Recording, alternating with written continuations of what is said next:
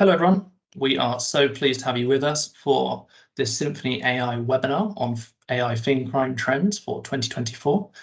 My name is Henry, I am the Content Manager for SymphonyAI's Financial Services Division. And before we begin, I'd just like to run through a few pieces of housekeeping. As you can no doubt tell, your mic and cameras have been switched off and we'll be recording the session for you to be able to play back later. The webinar will last for no longer than 30 minutes and there will be a Q&A at the end. If you have a question, please do pop it in the Q&A box and we'll do our best to answer it live. If that function doesn't work, we have seen that with a few people before, then please feel free to pop your question in the chat instead. I'll be moderating these at the end, and if we can't get to them all, we endeavour to follow up afterwards. Finally, if you'd like to learn more about SymphonyAI and the services we offer, please do feel free to contact us using the links at the end of this presentation. Without further ado then, let me now hand over to my colleague Charmian Simmons, a financial crime and compliance expert who covers the EMEA region here at SymphonyAI. With more than 20 years experience in the financial sector, she's sure to bring a wealth of knowledge to this webinar, and I know she's extremely excited to take us through the FinCrime trends that we should all know for 2024. Over to you, Charmian. Great, Henry. Thank you so much. I'm actually really excited to be talking about this topic. As many of you will know, AI is not a new topic for us, right? It's been around since the 1950s. We've seen quite the trajectory of it in a very sort of slow manner at first, with the 50s being neural networks. We've gone through like speech and recognition in the 90s. We've even seen things in the 2000s that gave us like these, personal assistants. We got facial recognition, the start of what we've seen with deep fakes, autonomous vehicles. All of that sort of moved on in that trajectory into sort of, the 2013 to 2017 side, where we really saw things around deep mind learning. We saw the start of generative adversarial networks. Things like unsupervised learning kicked in. We started to see new frameworks. And that really sort of led us into what we saw with OpenAI and them in 2018 really coming up with the first generative pre-trained transformer, so the GPT technology that we are now starting to use as of last year. But if I sort of catapult us into where we are here and now, it's really the fact that that GPT type technology, that generative AI, is right there at our fingertips. It allows us to experience the world with immediate responses. We kind of get that instant sort of gratification from an answer, and we get a peek at, I guess, of what that AI evolution can really bring across the board, what transpires from decade to decade, and obviously what's accelerating right now. It's really estimated that by 2025, generative AI is more likely to amplify existing risks than create wholly new ones. I think that's a really important thing to take note of. We are all a little bit risk averse being in the industry sector that we're in, and we like to sort of sit there and monitor what the scale of those threats are going to look like, how it's going to impact our risk tolerances, how it's going to impact our risk appetite. But what we are seeing is a little bit more around how it can actually help us and benefit us in the long run. And that's what I really want to talk about today. Really 5 AI FinCrime trends for 2024. Why don't I dive into the first one? The first one is really around, no surprise, more investment and integration in AI. With what we saw last year, the market really just took off, particularly because of what we saw with generative AI. And right now, the AI market is poised to grow anywhere around the 125, maybe 130 billion mark. And that's really up until 2027. It sounds like it should be a large amount of money. Good set of growth for a particular industry sector. However, if I'm going to try to relate that back to what does that mean in terms of the new value it actually brings and gives particular institutions, let's take banking as an example. Right now, that sort of new value that can be added through generative AI type technology, it's valued between 200 and 340 billion. What we're saying there is it's double or 3 times the amount of what the industry sector is actually going to be worth, the ones that are coming up with the next level of innovation, the next level of what that evolution actually looks like. And particularly within the financial services sector, so banks particularly, what we're seeing is those top 3 areas that are going to be benefiting the most is sitting there in risk and legal, followed by corporate banking and retail banking. And what's most interesting that I look at when I see these types of charts that come out from McKinsey is the generative AI side is the very pale blue, but it's very much sort of balanced with what you're starting to see between the sort of advanced analytics as well as the more traditional type of machine learning that sits in the bottom. We're starting to see how that is actually more aligned to take over in certain sectors more so than others based on how it will show value and how it will continue to move through it all. What are we really saying when we say, well, it's more investment? Across the board, we're saying it is absolutely everywhere. It's every industry sector, it's every business unit. That isn't going to change in 2024 based on what we've seen come through in 2023.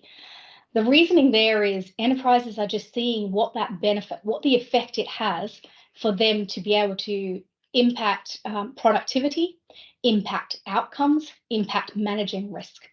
When we're talking specifically about the financial crime side, we're saying, how do you actually go beyond what's already been put in place and what's sort of kicked off the GPT style AI of last year? And that was within transaction monitoring systems.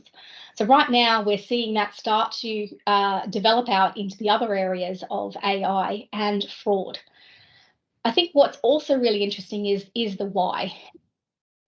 The cases for the why are really around improving faster work outcomes. It's about not taking the human out of the loop, keeping them in the loop, but allowing them to work in a much easier manner that helps with improving accuracy.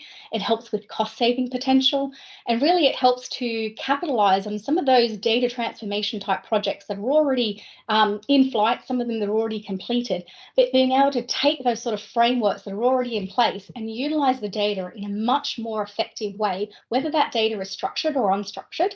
It allows the AI to sit there and funnel through, look through the right types of combinations and connections within the data to offer that up.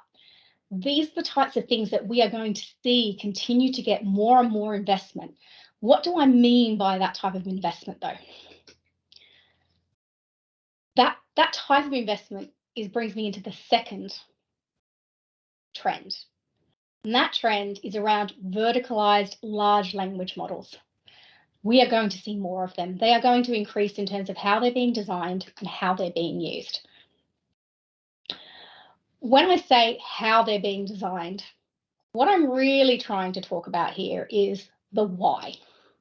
The why factor here is what is going to influence what we see in the where component of it. And right now, that why is really the demand that we're seeing for pre-trained industry-specific models. That coupled with what we just talked about before in terms of that productivity increase, that one that's already been felt, that one that we've already kind of know, as we've already been seeing small implications, whether they're front office and back office coming into play, that's what's leading us into that macro sort of view where all sectors, all industries. Now, the use of data here becomes really important, as it did in terms of leveraging the work that's already been done around data model governance, data management itself, transition type transformation projects. In this instance, for verticalized LLMs, large language models, they become a bit of a standout. By allowing those LLMs access to that industry-specific data that you are crafting. So in this instance, we're crafting one that knows about financial crime, it knows about fraud. It helps to sort of mold and shape how that model actually works and helps to optimize how it's actually going to start to deliver the right types of outputs, the right types of learning, continuous learning in those ways, in a way that helps to either learn fast as one option. The second is to do corrective governance on it in terms of how it wants to look, course correct, understand which direction, what risk appetite looks like, those types of things. It's really steering that learning process. On the how side, we see LLMs being trained not only on sort of the AML processes in the FinCrime space, but it's also on the crime typologies themselves. And I think that's going to be a big change that we're going to start seeing in 2024.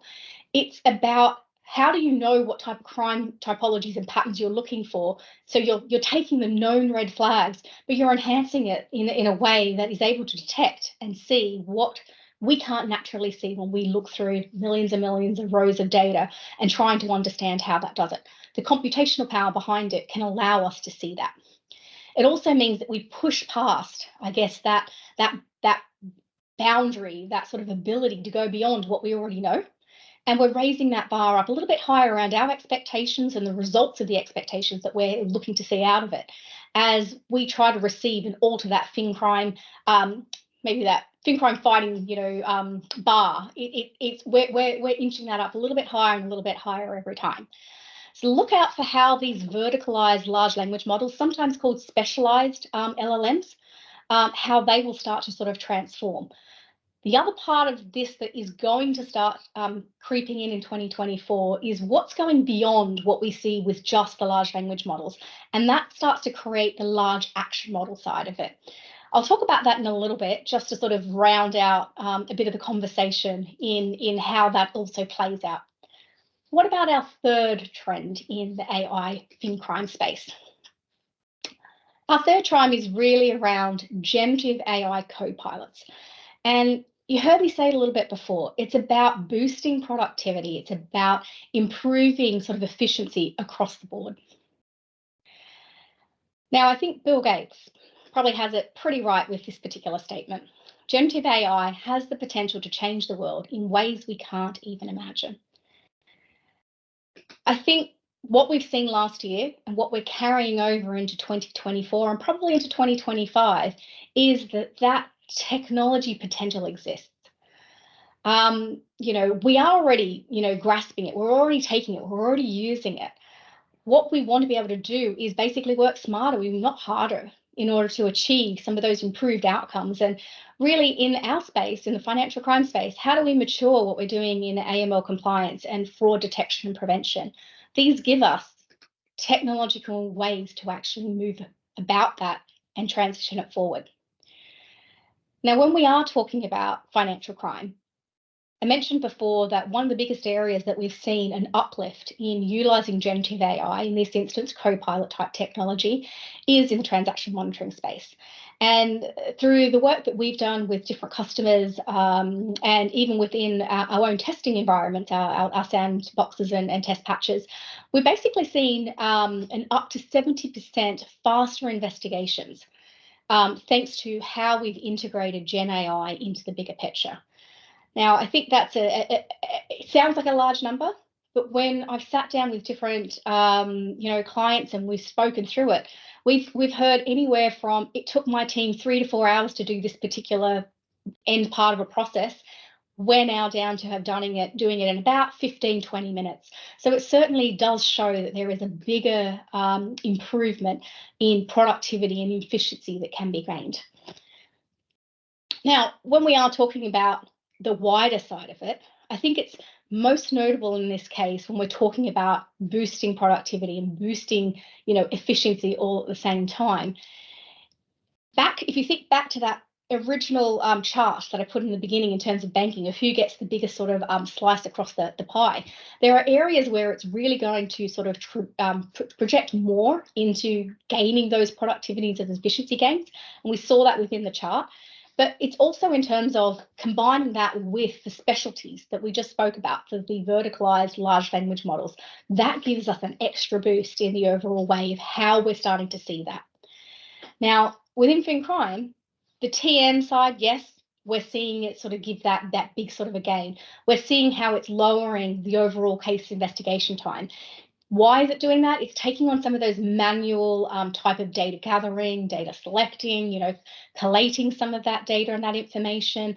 It's updating notes. It is creating, narratives that go within the case file. It is grouping the information. It's asking, its human companion there, do you want to add this to the case file? Do you want me to create the link? Do you want me to put it into a PDF? It's giving you those types of prompts in order to work better and smarter at the end of the day, while you're still determining what the status is of that investigation until you can actually resolve.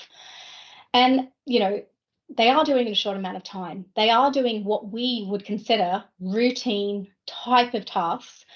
And they're able to look at some of the complexities that we sometimes cannot see immediately from the get-go. And I think that's where we're starting to see some of the components around generative AI co-pilots start to come together. We can easily use natural language, so I can type to it. Maybe not this year. I don't think we'll see the speaking side of it being used too much in this year, though the technology is being worked on. Maybe that's something we'll see in 2025. But you can certainly go in and query the data that you've already got within your company repositories, different angles of what you're seeing, maybe across your AML team, your fraud team, maybe what you've got from other areas of other divisions like legal, credit, anywhere else where you've got customer type data or information about beneficial ownership updates. The co-pilots can really work within that framework to bring all of that to life and either prove or disprove what that red flag is that's being pushed up. Now, at the moment, we've also seen that, Forrester Research, Gartner, McKinsey, everybody is pulling out numbers, statistics. They're coming from all different angles in terms of what it means to do creative problem solving and how do you boost that productivity. When I look at all of that research, my answer is it possible? Yes. And I think that's what we are moving towards in terms of utilizing the technology in the best way possible to make an impact in how we fight financial crime. Can I show you a little bit about what that might actually look like, though? This is an example of one of the co-pilots that we use. It has helped transform the way case investigations are being managed today. We are one of the first technology vendors to actually bring this type of technology to the market. And our sensor co-pilot, as it's called, it sources, it analyzes, it summarizes vast amounts of data, and it looks to do all of that in such a short amount of time, you almost blink and you've missed it. Now, in the next couple of months, that's what exists right now. But in the next couple of months, we are going to continue to evolve that, and we're going to start bringing those across into all the other areas of where we see an end-to-end AML process being working. So what we're talking about is things like KYC risk profiles, sanctions, understanding risk profiling, dynamic risk profiling. How can you use co-pilots to help you understand different aspects of perpetual updating and continuous monitoring that you do within different aspects of your process, incorporating different data points from transactions, from external information, negative news. It's able to source and group a lot of that information. And that's some of the stuff that we're working on that you can expect to see in 2024. So that's the three that we've covered so far. What about our fourth? Our fourth is really tapping back into a little bit about what we saw in that first graph that I showed from McKinsey. It's about the appraisal and the use of machine learning AI techniques.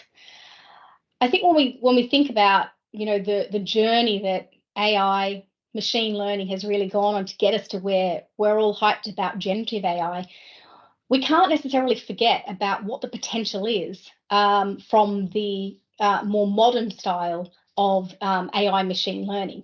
And I think that's what really the last decade has helped elevate and helped us understand what that is going to do. And it's really because of the way those techniques have been shaped and coded right now, it has that more innate ability in order to predict. And for financial crime, that's one of the areas that we want to be able to understand. We want to be able to demonstrate what risk similarity looks like, what abnormal behavior may arise or is sitting within the data points that we just can't naturally see.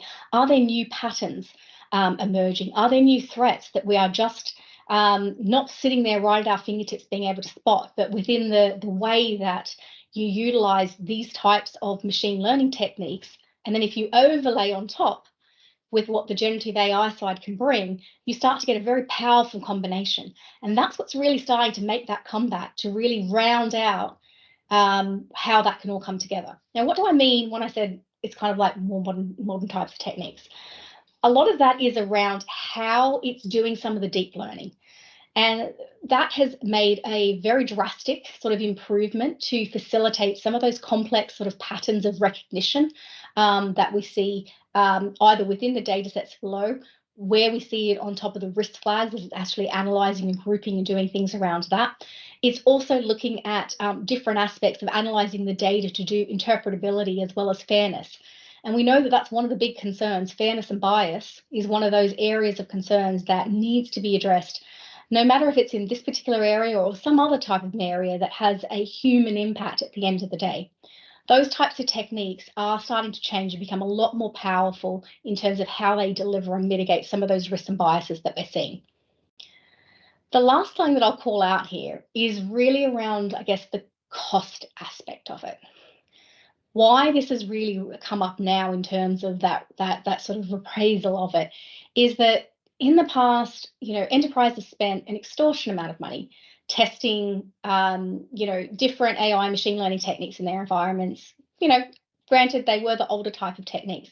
What we're seeing now is the computational power that can be used, particularly when you take it out of, I've trained everything in OpenAI, which, is learning about, dog breeds, and it's learning about financial crime, and it's learning about the fashion industry, and it's learning about agriculture. As soon as we take something that's more specialized into those vertical LLMs, it helps to actually utilize the newer techniques within that LLM environment in order to better process. And that computational processing is starting to double, and it's doubling about every 6 months at the moment. And we're starting to see that actually come down to be more cost effective to run in the long term, as well as the short term, in terms of delivering out some of those results. But as I come on to the fifth trend, it's one that I debated putting up here, and some of you might have said, I was expecting that one. And I think you're probably right. One of the biggest things that we have seen in, I'd say probably the last 2 or 3 years, and it is going to continue into 2024, it will probably continue into 2025, is what some of the AI, legislative frameworks look like, and how is it going to be utilized from a regulatory, supervisory perspective when it comes to overseeing how it's being used in certain industry sectors. Now, the biggest part that makes some of this more difficult and makes managing some of those regulatory expectations harder is that there is no global approach to how we're dealing with AI as a whole when we're talking about AI regulation. Right now, it's still country-based. We don't see that changing. So this is still a theme from 2023 that we're seeing roll over into 2024. It doesn't seem to matter if it's one small country or one large country. We've seen it go from places like the European Union covering off on, the member states here. Probably what we're seeing is probably the most comprehensive. It's passed through its last sort of stages in December. We'll see it sort of become a bit more solid going forward into this year. The links are available to actually be able to read it. You can see the amount of changes that was made through the different parliamentary processes. But that's a very different way that they are thinking about how AI regulation will take a bigger stance across the board versus somebody that's like a country like the US. They've got an executive order out on AI. Theirs is more principles based versus other countries like, Brazil or Australia, some of the Asian countries as well, are looking at how they utilize existing laws to be able to uphold different aspects of where something has been violated in this particular context. It might be people's privacy. It might be something to do with consumer protection. So there's another different areas that are still sort of unfolding. I think this is just going to be a trend that we are going to have to weather the road through and see what it actually looks like at the end of the day. But right now, it's more about understanding. It's about keeping your finger on the pulse in managing what those expectations and those changes are to be able to move through that particular process and make sure that you aren't, out of line with what the regulators say. It's also really critical in that context. If you are employing third-party tools, do talk to your vendors, do talk to them and have the conversation about how are they designing their approaches, how does their models actually work, how do they consistently develop, how do they release new things in the cloud and the SaaS environment to help you better what it is, what's the explainability side of it, so that you are in a much better position to have that conversation with either a financial supervisor who's there and is asking about how you're improving something around MRAs, or if you're under an MOU and you are looking to get out of that MOU, versus you're just continuing down the traditional model and your maturity of your AML program or your fraud side has not necessarily taken that up leap. But that's about it for me. I hope you found those particular trends and some of the explanations helpful. I am more than happy to talk to anybody offline and go into much greater detail. We've got half an hour for today, and I really do want to make sure I open up the floor to yourselves to ask questions as well, and create a bit of a dialogue. So Henry, do we have any questions that have come through the Q&A? Hello, yeah, thanks for that, Charmian. That was really interesting.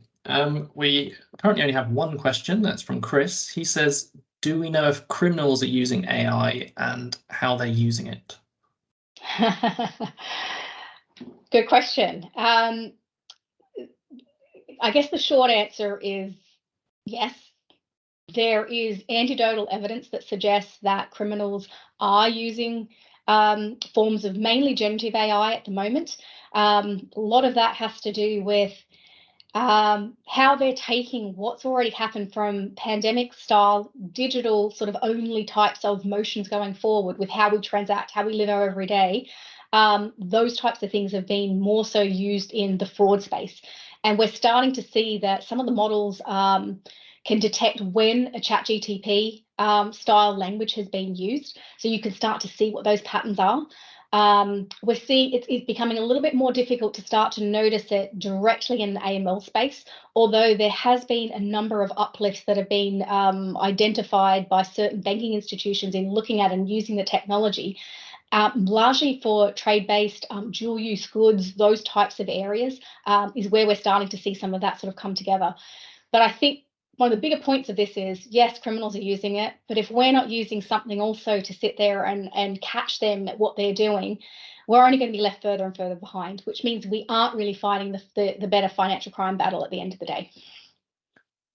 Great. We've got another question that's come through from Manish Kumar. How to review audit if your AI model has bias? Oh, the bias question, yes.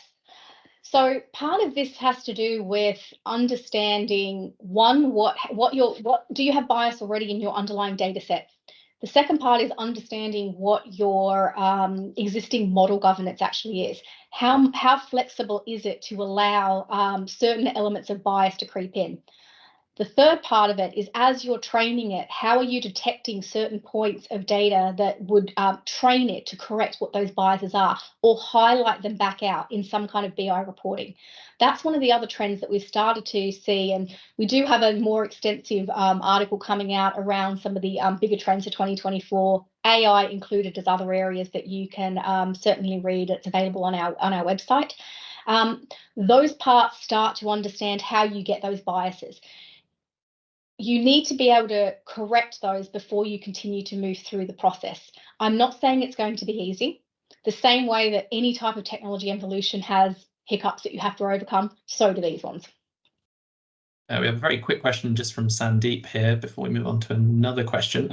Just how can you learn AI being from a non-tech background? Is there something that someone can start with? Yes. So I think the easiest way to start learning about AI, just in general, in terms of what does it do, go out there and search. There are so many good articles, white papers out there. There are a certain number of courses that you can do from universities and different learning centres that have very good at actually giving you some of the basic foundations. It doesn't have to be technical. You don't need to be a data scientist in order to understand them and read them, but you can certainly understand the different practicalities that are coming on board. So when I was talking about large language models and a large action model, you can start to read about what they are and how they actually come together to form what you're seeing as this sort of combined a power, I guess, that can help on sort of that AI journey. I think we've only got time for one more. We'll follow up with everyone else's question offline. But how do you convince banks to transition to use more Gen AI tech? And how do the banks actually convince the regulators that this tech is okay? Well, what I would say is AI is a journey. It's an evolution. It's a revolution that we're going through. The same way that majority of you probably have an iPhone, a smartphone. We didn't really know where this was going when it started, but as we started to see the improvements and the benefits and the productivity side of what it actually can deliver, that journey you've got to keep moving along, but you have to start somewhere. And where you start comes back down to what sort of the way it's been described as the lowest hanging fruit. Where do you get the biggest bang for your buck and return on investment? And that's where you're starting to see those specialized, those vertical LLMs really kicking in, because they're helping us to get to that point and make that point really, really relevant to us from the very, very get-go. When it comes to talking to regulators, I think that was the second part of the question, right, Henry? Was it around regulators? Yeah, exactly. It was around how do you actually convince the regulators that this tech is okay? Okay. I don't think it's about convincing them. I think it's more about showing them what it can actually deliver and how you have approached implementation, management, governance of that particular technology. What we are seeing is that there is a tendency to go out and buy sort of, models that are being designed, that are industry specific, that have been tested. Those ones you will find those vendors do work with the regulators. They do have conversations with them. They look at how they improve them from the get-go, which is a great thing. We are one of the vendors who actually does do this. We approach them, we have meetings with them, we show the technology, we demonstrate it for them to actually see what the value is and where some of the problems could lie and how we actually overcome it. If you got your own in-house data science teams and you're augmenting what sits in board, make sure that you understand what your AI strategy is. Make sure you understand how you are designing the model governance. Make sure that you've got explainability built in. Make sure that you have things like feedback loops created so that as the models learn, they continue to learn in such a way that you can actually manage what it is and you have some kind of an audit log that comes out of it. That's become very, very valuable to be able to share with regulators and talk to them about how they can actually manage that process overall. Brilliant. I think we have run out of time, unfortunately, but thank you very much for joining us, Charmian. Really enjoyed it. I think it's been incredibly informative for everyone attending. So I just want to say to everyone else, we'll follow up with you in an email soon with some related content, including an extended blog on these FinCrime trends and a recording of this webinar. If you have any questions, I know we didn't quite get to all of them today, then we'll follow up with you afterwards, but please don't hesitate to contact us via the website. We've got a lot more exciting content coming up later in the year, so do stay tuned, both on our newsletter and on LinkedIn. Please do follow us on there. And we hope to see you again very soon. Thank you very much and have a very enjoyable rest of your day. Thank you, everyone.